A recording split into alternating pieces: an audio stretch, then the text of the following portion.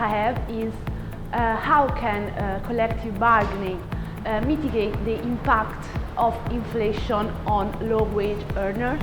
So collective bargaining, as you know, in some ways collectivizes wage increases. So they either at the company level or the industry level or even sometimes at the national level. So what collective bargaining can do is that they can increase wages for low-wage earners that they otherwise wouldn't be able to negotiate individually.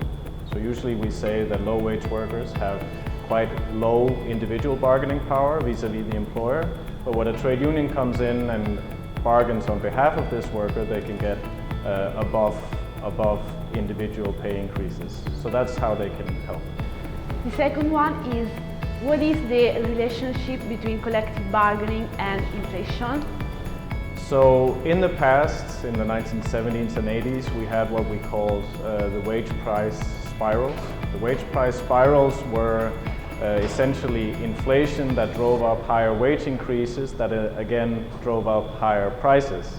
So that was sort of a spiral that kept inflation quite high.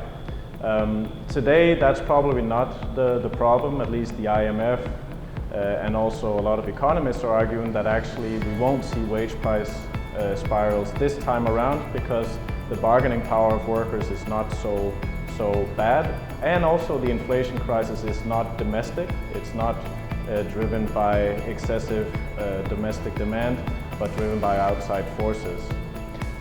So what collective bargaining really should do this time around is ensure that all the workers, especially all low-wage workers, can also get some kind of real wage, if not increased, then at least some defense of the real wages. Sure.